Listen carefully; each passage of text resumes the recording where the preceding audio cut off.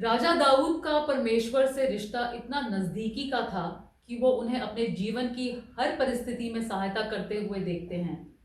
परमेश्वर सर्वशक्तिमान है और इस दुनिया में सब कुछ उनके अधीन है, लेकिन फिर भी वो हमारे लिए अपने प्यार से भरे हुए हर कदम पर हमारी सहायता करने को तैयार हैं। लेकिन जब परिस्थितियां बदल जाती हैं तो हम अपनी ही इनसिक्योरिटी में परमेश्वर को ही अपने से दूर देखने लग जाते हैं। पर क्या हम सच में अलग पड़ जाते हैं? आज हम इसी विषय पे बात करेंगे। शुरू करते हैं परमेश्वर के वचन से। परमेश्वर का वचन हमने इब्रानियों की पुस्तक उसका 13वां अध्याय उसकी 5वीं आयत से लिया है। यहाँ इस प्रकार लिखा है, तुम्हारा स्वभाव लोभ रहित हो और जो तुम्हारे पास है उसी पर संतोष करो, क्योंकि उसने आप ही कहा है, मैं तुझे कभी ना छोड़ूंगा और ना कभी तुझे त्यागूंगा। इसलिए हम निडर होकर कहते हैं, प्रभु मेरा सहायक है, मैं ना डरूंगा। मनुष्य मेरा क्या कर सकता है? परमेश्वर के वचन को पढ़े और सुने जाने से आशीष हो। आमीन। परमेश्वर का वादा है कि मैं सदा तुम्हारे साथ हूँ। फिर हम दुख या ट्रायल के समय में अकेले क्यों पड़ जाते हैं? परमेश्वर शैतान के सामने अय्यूब की पुस्तक 1 अध्याय 7वीं आयत में अय्यूब के बारे में बोस्ट कर देते हैं। वो कहते हैं, उसके तुल्य खरा और सीधा और मेरा भय मानने वाला और बुराई से दूर रहने वाला मनुष्य और कोई नहीं है। पूरी धरती पर उसके जैसा कोई नहीं है। तो उसके विश्वास को टेस्ट किया जाता है।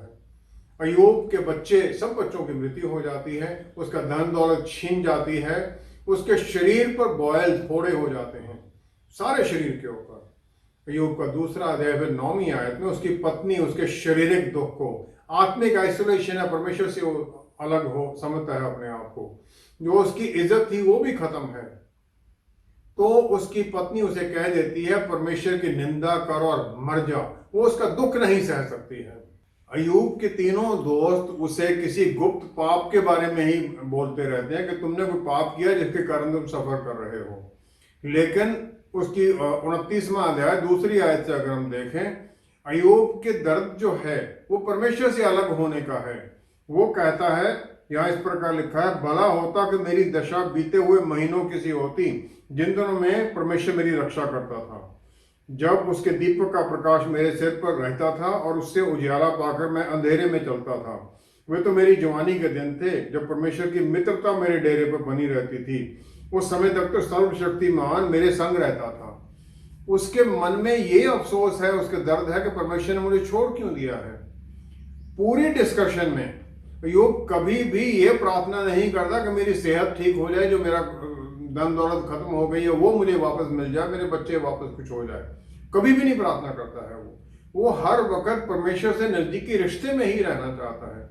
भजन संहिता 51 उसकी 11वीं 12वीं आयत में राजा दाऊद बादशिबा के साथ पाप करता है, फिर वो तौबा करता है और चिल्ला उठता है, प्रार्थना करता है। 11वीं 12वीं आयत में यहाँ इस प्रकार लिखा है, मुझे अपने सामने से निकाल न दें, अपने पवित्र आत्मा को मुझसे अलग न कर, अपने किए हुए उद्धार का हर्ष मुझे फिर से दे और उदार आत्मा देकर मुझे संभाल।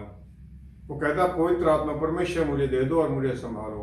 परमेश्वर की प्रेजेंस अय्यूब और दाऊद दोनों के जीवन में इतना स्ट्रांग था कि उनको उनसे अलहदगी का इतना ज्यादा दर्द है, दुख है, और यही उनके लिए सबसे ज्यादा डर है। भजन संहिता 54 उसकी 4थी आयत में राजा दाऊद जब शेपर्ड था, जब भेड़ बकरियां चराता था, तब से वो परमेश्वर का जो सहायता करने वाला हाथ अपने ऊपर देखता है।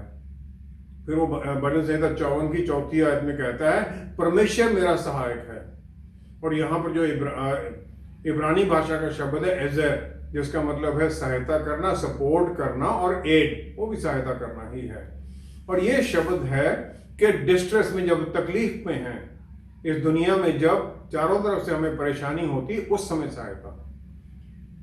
औरत का जो रोल है वो एजर कनेक्टो कहा गया है। एजर फिर सहायता, जो सूटेबल इंसान की सूटेबल सहायक है। इब्रानियों की पुस्तक का 13वां अध्याय उसकी 5वीं 6वीं आयत में परमेश्वर का वायदे को कोट किया गया है।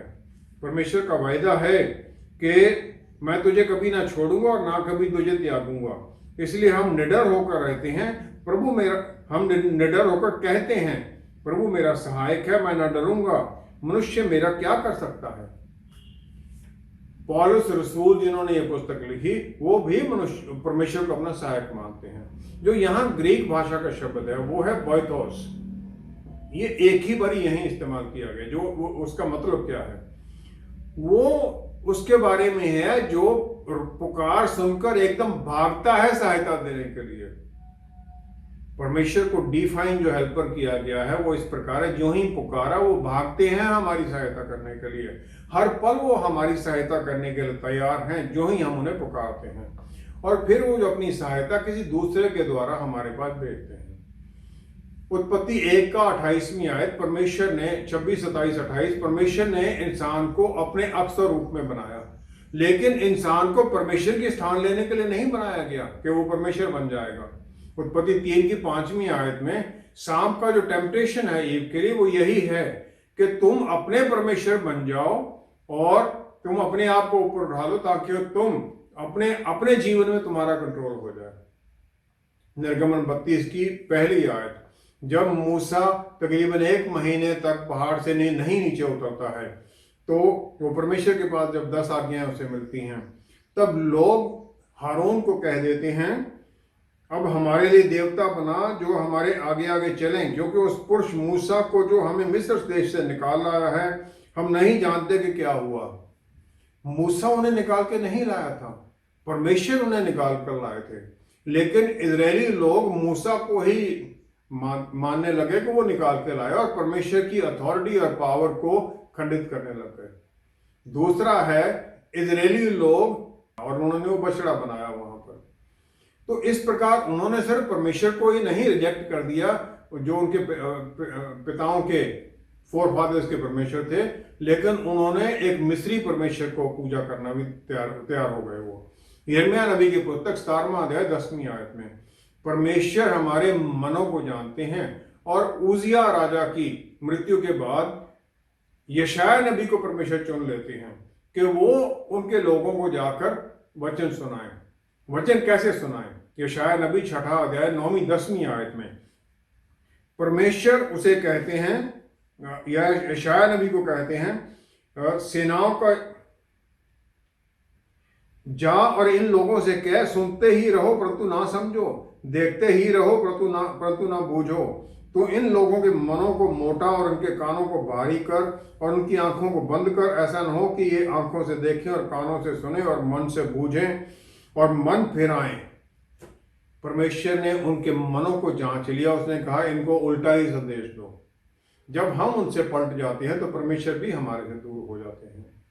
परमेश्वर हमसे अलहदा होते हैं क्योंकि हमारे मन बदलते हैं, लेकिन परमेश्वर अपने हर बनाए हुए सबको प्यार करते हैं वो, और उनकी ये प्यार है उत्पत्ति 3 की 9 में कि वो आ जाते हैं आदम को, सब जानते हैं वो, फिर भी कहते तो कहाँ है, वो जानते हैं कहाँ है, लेकिन वो कहते तू अब जहां पर हम मिलते हैं वहां क्यों नहीं है। सवाल ये है वहां पर।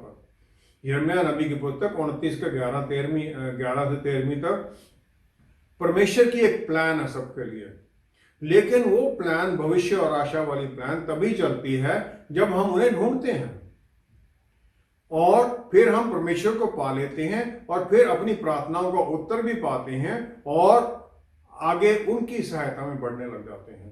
यूहन्ना 3 की 17 में परमेश्वर ने अपने बेटे प्रभु यीशु को इसलिए नहीं भेजा कि वो संसार के लोगों को दंड की आज्ञा दें, लेकिन उन्हें शैतान और पाप से छुड़ाने के लिए भेजा। परमेश्वर अब्राहम के बारे जो सेल्फ एफर्ट जो उसने अपने आप किया, इश्माइल पैदा हो गया, उसके बारे में सब कुछ जानते थे, लेकिन फिर भी वो वहां आ गए, उसे उन्होंने आशीषित किया, उसका नाम बदल दिया और इसहाक उसे बेटा दे दिया। उत्पत्ति 19 की 16वीं आयत में अब्राहम की प्रार्थना परमेश्वर के सामने है कि धर्मी जनों के होने से सदोम और गुमारा को बचाने के लिए वो प्रार्थना करता है, क्योंकि उसे पता है कि उसका भतीजा लोट है। लेकिन 19:16 में लोट को जब उस स्वर्गदूत कहते हैं यहां से निकल, तो वो रुका रहता है, वो वहां पर रुकना चाहता है।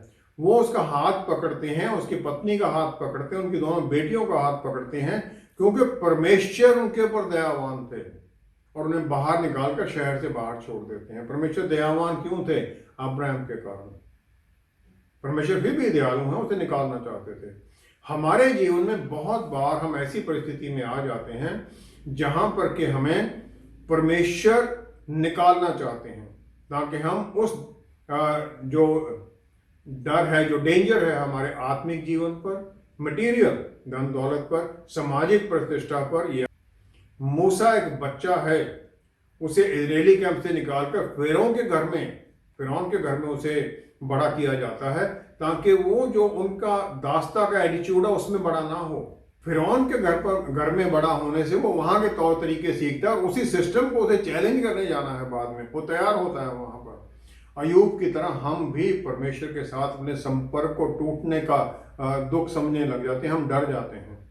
लेकिन परमेश्वर एक हमारे सहायक है, हमारी सहायता करना चाहते हैं, हर पल हमारे साथ हैं, सहायता करने के लिए, हमें छुड़ाने के लिए और हमारी परेशानियों में हमें गाइड करने के लिए, बल देने के लिए हमारे साथ हैं हर पल। क्योंकि यहोवा एजर है, वो छोड़ते नहीं है, उनका वायदा है मैं नहीं छोड़ूंगा। लेकिन हम बने रहें उनके साथ, चाहे हम उनकी महसूस ना करें, लेकिन हम बने रहें विश्वास में, तब वो उनका हाथ हमारे ऊपर भी बना रहेगा।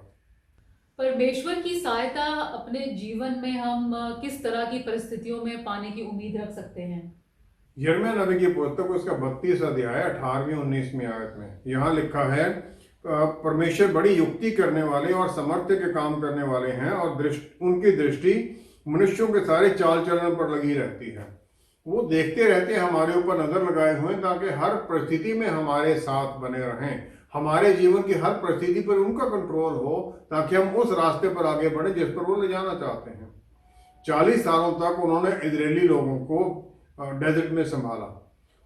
किसी चीज की उन्हें कमी नहीं हुई, उनके कपड़े भी नहीं फटे, ना छोटे हुए, उनके जूते भी छोटे नहीं हुए, पैरों में छाले भी नहीं पड़े, संभाला हुआ था परमेश्वर ने। उत्पत्ति 4 अध्याय 6-7वीं आयत में कायन नाखुश हो जाता है, नाराज हो जाता है, क्योंकि उसकी जो भेंट थी परमेश्वर ने उसे स्वीकार नहीं किया। प्यार करने वाले परमेश्वर उसे फिर भी एडवाइज करते हैं। वो कहते हैं 3-6-7वीं आयत, चौथा, यदि तू भला ना करे तो पाप द्वार पर छिपा रहता है और उसकी लालसा तेरी ओर होगी और तुझे उस पर प्रभुता करनी है। तुझे उस पर प्रभुता करनी है, पाप तेरे पास खड़ा है। परमेश्वर ने उसे वार्निंग पहले ही दे दी, लेकिन फिर भी उसने जाकर अपने भाई हावल का वध कर दिया जेलसी में आकर। उत्पत्ति 18 की 22 से 33वीं आयत तक अब्राहम और परमेश्वर के बीच में जो बातचीत है, वो परमेश्वर के दूत चले जाते हैं सदोम और गमोरा को नष्ट करने के लिए, और अब्राहम बार्गेन कर रहा है परमेश्वर के साथ। लूट, क्योंकि उसे पता है उसका भतीजा वहां पर है। शुरू होता है 50 लोग अगर धर्मी हो तो आप उनको नष्ट तो नहीं कर दोगे पूरे दोनों शहरों को। परमेश्वर कहते मैं नहीं करूंगा। 50 से वो 45 पर आता है, फिर 40 पर आता है, फिर 30 पर आता है, फिर 20 पर आता है। आखिर में वो कह देता है अगर 10 धर्मी जन हो तब भी आप कहीं उसको नष्ट तो नहीं करेंगे। परमेश्वर आनंद ले रहे हैं उसके साथ बात करते हुए। सहायक है, वो सहायता करने के लिए तैयार है हर कदम पर। पहला शमूएल 1 अध्याय 11वीं आयत में हाना की प्रेयर है परमेश्वर के सामने। वो कहती है मेरा जो श्राप है बांझ होने का उसे हटा दो। परमेश्वर क्योंकि उसके मन में जो वो अर्नेस्टनेस है उसके कारण उसको उत्तर देते हैं। दूसरा ये भी है क्योंकि वो वायदा करती है जो मेरा बेटा होगा मैं उसे आपके घर में छोड़ दूंगी। निर्गमन 13:2 में परमेश्वर ने मूसा को कहा जो पहलौठा है वो मेरा है, उसे मुझे दिया जाए, या फिर ऑफरिंग देकर उसे मुझसे छुड़ाया जाए। परमेश्वर हमारे जीवन में लगे रहते हैं हर पल हर दिन हमारी सहायता करने के लिए। आदम और ईव को हर रोज आते थे वो अदन बाग में मिलने के लिए, ताकि उन्हें हर रोज बताया जा सके कि क्या करना है। उत्पत्ति 3:15 में जो प्रोफेसी की गई कि शाम का सर परमेश्वर का पुत्र आके कुचल देगा, वो इंसानियत की मदद करने के लिए है ताकि वो पाप से निकल सकें। क्योंकि परमेश्वर जानते थे कि हम किसी भी तरह से अपने पाप से निकल नहीं सकते हैं। यूहन्ना 14 की 16-17वीं आयत में प्रभु यीशु ने यह वादा पूरा कर दिया। उन्होंने ये कहा कि मैं पिता से विनती करूंगा कि वह तुम्हें एक और सहायक देगा कि वह सर्वदा तुम्हारे साथ रहे, सदा तुम्हारे साथ रहे, सत्य का आत्मा जिसे संसार नहीं जानता है। फिर वो 26वीं आयत में कहते हैं कि वो आत्मा तुम्हें सब कुछ सिखाएगा और जो कुछ मैंने तुझसे कहा है वह सब तुम्हें स्मरण कराएगा, सब कुछ सिखाएगा। और इसमें 3 बातें हैं। पहला तो ये है कि परमेश्वर की तरफ से आशीष है। पहली है पवित्र आत्मा परमेश्वर दूसरे सहायक हैं, क्योंकि प्रभु यीशु पहले सहायक हैं। रोमियो के पुस्तक 8वां अध्याय 34वीं आयत में प्रभु यीशु हमारे एडवोकेट हैं स्वर्ग में, परमेश्वर के दाहिने ओर बैठे हुए। दाहिना जगह है अधिकार की जगह, पावर की जगह, और वो हमारे लिए निवेदन करते हैं। दूसरा हिस्सा इस बात का कि वो हमें सब कुछ सिखाएंगे, और ग्रीक भाषा का शब्द यहाँ इस्तेमाल किया गया पास, जिसका मतलब है सब कुछ, in the sense of every part. जो हमारे जीवन में कुछ भी इंपॉर्टेंट है वो सब कुछ हमें सिखाना चाहते हैं वो। और इसका मतलब एक बात एक एक करके हमें सिखाते जाते हैं हर रोज, एक ही बारी सब कुछ नहीं डाल देते। क्लियरली परमेश्वर पिता हमारी पहले मुक्ति का साधन कर देते हैं, फिर हमें सैंक्टिफाई करते हैं, अलहदा कर देते हैं, ताकि हम स्वर्गराज के कामों के लिए काम कर सकें। जो सहायक या इंटरसेसर है उसे 2 लोगों की भाषा बोलनी जरूरी है। एक तो परमेश्वर की भाषा, क्योंकि उस हमारी सहायता उनके साथ हो रही है, प्रार्थना हमारी उनके साथ हो रही है। दूसरा हमारी भाषा भी वो जानता हो, ताकि हमारी भाषा में हमें समझा सकें, हमारी भाषा सुनकर परमेश्वर को समझा सकें, बात कर सकें। प्रभु यीशु पूरी तरह से इंसान, पूरी तरह से परमेश्वर हैं, तो ये दोनों भाषाएं वो बोलते हैं। पवित्र आत्मा परमेश्वर उनके बीच थे, उनके साथ थे पूरी मिनिस्ट्री के दौरान, तो वो भी सब भाषाएं बोलते हैं। परमेश्वर हैं वो, वैसे भी सब भाषाएं बोलते हैं वो। पवित्र आत्मा परमेश्वर ने तो हमें आशीष दी और अन्य भाषा की वरदान भी दे दिया, आशीष दे दिया, ताकि हम परमेश्वर से खुद भी बात कर सके। प्रभु यीशु स्वर्ग में शरीर को लेके जाते हैं, इंसान के शरीर को, यहां नहीं छोड़ते हैं शरीर को, ताकि जो ह्यूमैनिटी है उनके साथ वहां चली जाए, ताकि वो परमेश्वर के सामने हमें रिप्रेजेंट करें। वो हमारे महायाजक हैं, हमारे एडवोकेट हैं, दोनों भाषाएं बोलते हैं, ताकि दोनों पार्टियों से बात कर सकें। और फिर रिकॉन्सिलिएशन जो उन्होंने स्लीप पर कराई थी, हम हमारे पापों को अपने ऊपर लेकर, ताकि हम परमेश्वर से मिल सकें, वो पूरा काम कर देते हैं, पूर्ण रूप से फिर वो सहायक का काम करते हैं स्वर्ग में, और यहाँ पर पवित्र आत्मा परमेश्वर करते हैं। 2 कोरिन्थियों 3 अध्याय 18वीं आयत में हमारे जीवन में जब हम यहाँ होते हैं तब हमें परमेश्वर की महिमा जैसे एक मिरर में दिखाई देती उस तरह है, और फिर हम दिन प्रतिदिन अंश बाय अंश बदलते जाते हैं, जिस प्रकार पवित्र आत्मा परमेश्वर हमें बदलते हैं। यूहन्ना 1 अध्याय 12वीं आयत में जितने लोग विश्वास करते हैं, जिन्होंने प्रभु यीशु को अंगीकार किया, उन्हें मान लिया अपना मुक्तिदाता, फिर उन्हें परमेश्वर के परिवार का हिस्सा बना दिया जाता है। एक मेरे दोस्त हैं हिमाचल प्रदेश में पास्टर, पवित्र आत्मा परमेश्वर ने उन्हें एक बार कह दिया कि ये जो काम करने वाला यहाँ पर है, ढाबे पर काम करने वाला, इसे अपने परिवार का हिस्सा बना ले जा अपने साथ। वो उसे अपने घर ले जाते हैं, उनके पास अपने रिसोर्सेज भी इतने तो होते नहीं थे, लेकिन वो लड़का सबसे महंगी चीजें मांगता है। उनके अपने बच्चों को वो चीजें नहीं देते हैं, लेकिन उसे सब कुछ मिलता जाता है, और वो जो ही उसे मिलता है 1-2 दिन पहनता है और फिर जाता है बाहर, जो उसके पुराने दोस्त थे उन्हें जाके दे देता है। बहुत दिन लग गए उन्हें प्रार्थना करते हुए, उसे आहिस्ता आहिस्ता समझाते हुए, आखिर में फिर वो लड़का एडजस्ट हो गया अपने नए परिवार में, और फिर वो उसकी नई पहचान में दूसरे बच्चों से भी ज्यादा उनके साथ जुड़ गया, इतना नजदीकी हो गया। ये कैसे हो सकता है कि परमेश्वर अपने एक बच्चे को उसी पुराने जीवन में रहने दें, पाप के अधिकार में रहने दें, जबकि उन्हें बनाया गया, हमें आइडेंटिटी दे दी गई परमेश्वर के परिवार की, और काम वही करते रहे हम। परमेश्वर सहायता करने के लिए हर दिन हर पल आत्मा के द्वारा हमें छूते रहते हैं, गाइड करते रहते हैं, ताकि फिर हम उस पवित्रता के जीवन में चलते जाएं। हमें वो छोड़ते नहीं हैं, छोड़ना चाहते हैं, हमारे साथ रहना चाहते हैं वो हर पल, और हमारी हर पल बल और शक्ति से सहायता करते हैं। परमेश्वर कभी भी किसी से उसकी इच्छा के बाहर जबरदस्ती कुछ भी नहीं कराना चाहते। फिर उनका सहायक होना हमारे लिए कैसे लाभदायक होता है? योना नबी की पुस्तक पहला अध्याय दूसरी तीसरी आयत में योना को परमेश्वर आज्ञा देते हैं निनवे जाने के लिए, ताकि वो पाप से मुड़े, उन्हें वार्निंग दी जाए। लेकिन क्योंकि इजरायली लोग निनवे वालों को अपना दुश्मन मानते थे, योना समुद्री जहाज पकड़कर तार्शीश की तरफ चल देता है, दूसरी तरफ चल देता है, और फिर समुद्र में बहुत तूफान आ जाता है। और जो मेरिनर्स हैं, जो शिप वाले हैं, वो लॉट डालते हैं कि किसके कारण ये हो रहा है, और वो लॉट उतर आता है जोना के ऊपर, वो उसे समुद्र में फेंक देते हैं। और फिर 17वीं आयत में लिखा है, पहला अध्याय, यहोवा ने एक बड़ा सा मच्छ ठहराया था कि योना को निगले, और योना उस महामच्छ के पेट में 3 दिन और 3 रात पड़ा रहा। फिर वहां से वो प्रार्थना करता है, और परमेश्वर की आज्ञा के अनुसार वो मछली उसे समुद्र के किनारे पर छोड़ देती है। वो चला जाता है निनवे में। उसकी बात मानकर लोग तौबा कर देते हैं और परमेश्वर अपना मन फिरा लेते हैं। अब योना को इस बात पर गुस्सा आता है कि क्योंकि परमेश्वर ने उनके ऊपर दया क्यों की। योना नबी की पुस्तक 4 अध्याय फिर 11वीं आयत में परमेश्वर उसे समझाते हैं। वो कहते हैं, एक ये बड़ा नगर निनवे, जिसमें 1,20,000 से अधिक मनुष्य हैं जो अपने दाहिने बाएं हाथ का भेद भी नहीं जानते, और बहुत से घरेलू पशु भी उसमें रहते हैं, तो क्या मैं उस पर तरस ना खाऊं?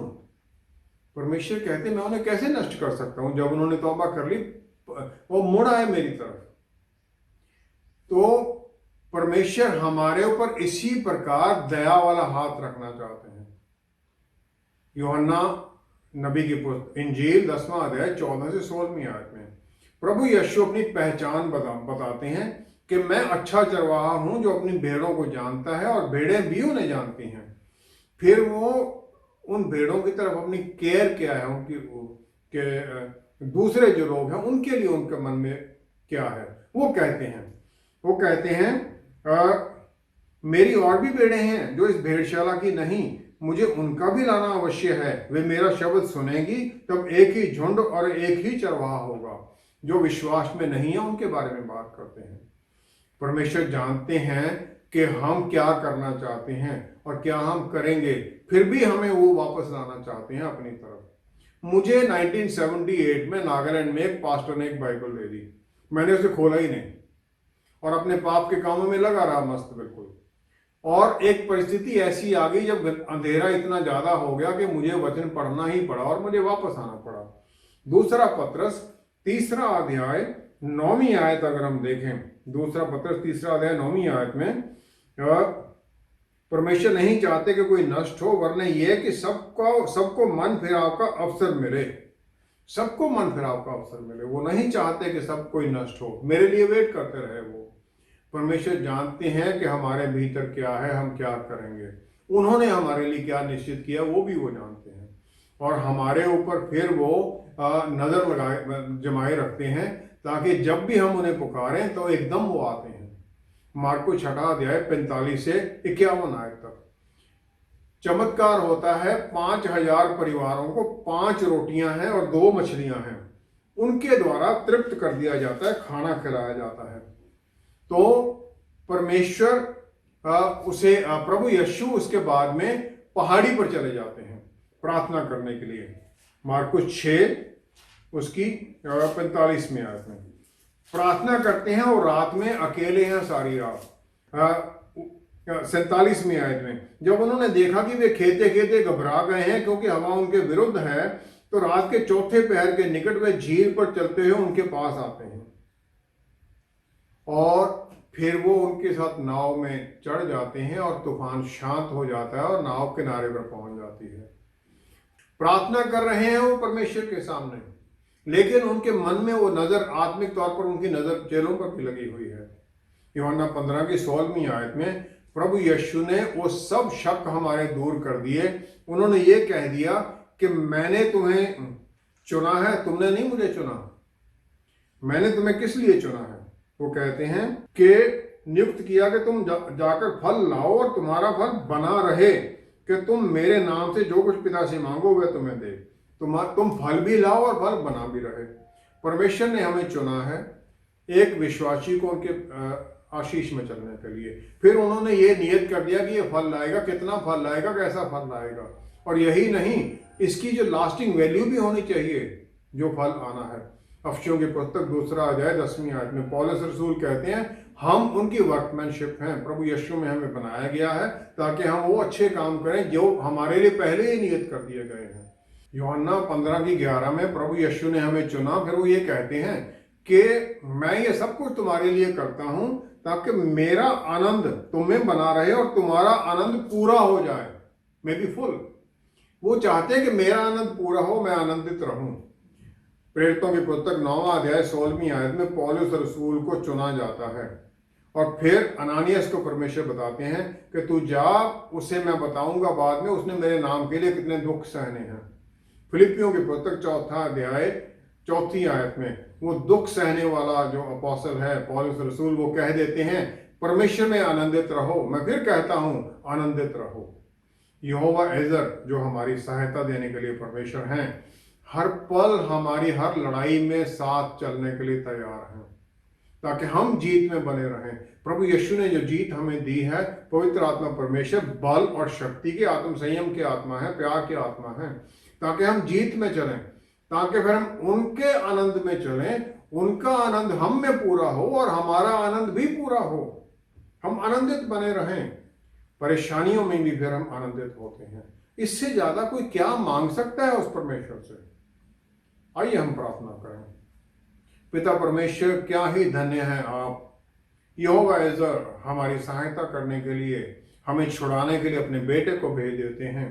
बेटा पिता के दाहिनी तरफ बैठा हमारा एडवोकेट महायाजक है और परमेश्वर आपकी आत्मा हमारे भीतर हमें बल देते हुए, हर तरह से गाइड करते हुए, आशीषित करते हुए दिन प्रतिदिन हमारी सहायता करते रहते हैं। प्यारे प्रभु जी, हम धन्यवाद करते हैं आपका, हम आनंद मनाते हैं आपकी आशीषों के कारण। आशीष दीजिए कि हम आपकी अगुवाई में इसी प्रकार वचन में दूसरों को लाने के लिए आगे बढ़ते ही जाएं। पिता परमेश्वर सब कुछ प्रभु यीशु के प्यारे नाम में मांगते हैं। आमेन, आमेन, आमेन। 14 दिनों तक तूफान में घिरे हुए जहाज पर भी पौलुस रसूल को ये यकीन था कि परमेश्वर जो उनका सहायक है उन्हें बचा लेंगे, और परमेश्वर ने भी अपने एक स्वर्गदूत के द्वारा उन्हें आश्वासन दे दिया कि सब जो उनके साथ उस जहाज में थे बच जाएंगे। परमेश्वर ने हमें चुनकर हमारा हाथ पकड़ा है ताकि फिर कभी भी हम इस जीवन के युद्ध में अकेले ना हो। हमारे साथ एक बार फिर जुड़ने के लिए आपका बहुत बहुत धन्यवाद। Until next time, stay blessed. Shalom.